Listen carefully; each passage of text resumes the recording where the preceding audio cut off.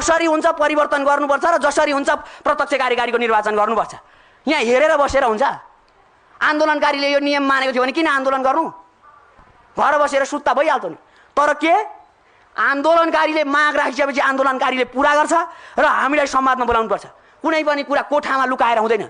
हामी छौँ नि, जिउँदैछौँ हामी जिउँदैछौँ। त्यसो हुँदा जिउँदा मान्छेले जिउँदाका मतलब अहिलेको नेपाली समाज त्यो शहीदले देखेको सपना पुरा गर्न चाहन्छौँ। शहीदले देखेको सपना यो तरिकाको अहिलेको तण्ड वितण्ड होइन। यहाँ धेरैजना व्यक्तिहरू यो पक्षधर त्यो पक्षधर, हामी कोही पक्षधर होइनौँ। नेपाली जनता पक्षधर हौँ। हामी कोही व्यक्तिलाई बोकेर हिँड्दैनौँ, देशलाई बोकेर हिँड्छौँ। हामी कसैका व्यक्तिका निम्ति होइन, हामी यो देशको भूमिका निम्ति हो। त्यसो भएको हुँदा सम्पूर्ण पत्रकारहरूलाई भन्न चाहन्छु, तपाईँहरूले वास्तविक रियल जेन्जीहरू, घाइतेहरू, त्यो अहिले मैले धेरै कुराहरू राख्नु छ। अर्को कुरा के छ भनेदेखि अहिलेको तत्कालीन सरकारले आज हामीले फेरि यस्तो हुन्छ यो स्थितिमा अहिले बोल्ड निर्णय लिन सकिएन भने आज निर्णय गर्न छैन, रात गए अग्राख पलाउँछ, न्याउरी मरे पछुतो भने जस्तो आज निर्णय गर्न नसके भोलि जनताको स्थिरतामा कसरी परिवर्तन आउँछ, जनताको अवस्थामा कसरी सुधार आउँछ। त्यसो भएको हुँदा सबैजनाले के हो भनेदेखि यो पत्रकारको मिडिया मार्फत हामी भन्न चाहन्छौँ तपाईँहरू हाम्रो साथी हो। हामी तपाईँहरूसँग संवाद गर्न चाहन्छौँ, तपाईँहरूका विचारहरू सुन्न चाहन्छौँ र हामी भन्न चाहन्छौँ देशले परिवर्तन चाहेको छ, मुलुकले परिवर्तन चाहेको छ। हामी डेमोक्रेसी पक्षधर हो। डेमोक्रेसी पक्षधरले के भन्छ? People power, people choice, people voice, यी कुराहरू हामी भन्छौँ।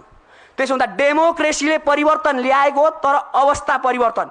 अब दुई तिहाईको मतलब कि आज राष्ट्रपतिबाट विज्ञप्ति जारी भएछ, अलिकति चाहिँ मलाई दुःख लागेको छ। त्यो विज्ञप्तिमा भनिएको छ अब संविधानको रक्षा गरियो। संविधानको रक्षा होइन, देशको रक्षा गर्छन् नेपाली जनताले। संविधानको विधि पद्धति बनाएर अगाडि बढ्छन् नेपाली जनता। विधिभन्दा पछाडि त किन जान्छन्? तर विधि बनाउने कुरामा के हुन्छ, अहिलेको विधिले मुलुकको परिवर्तन गर्न सक्दैन।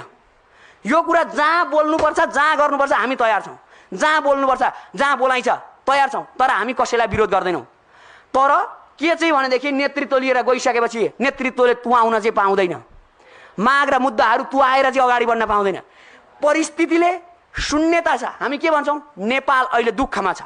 नेपाल भूमिले शान्त चाहन्छ, मुलुकले परिवर्तन चाहन्छ, जनताले अवस्था परिवर्तन चाहन्छन्। त्यसो भएको हुँदा आज हामीलाई भनिरहेका छन्, हामीलाई गाउँ र बस्तीबाट फोन आइरहेको छ, तपाईँहरू सडकमा आन्दोलन गर्नुभयो, अब गाउँ परिवर्तन हुँदैन, गाउँमा त आन्दोलनै भएन त भनिराख्नुहोस्।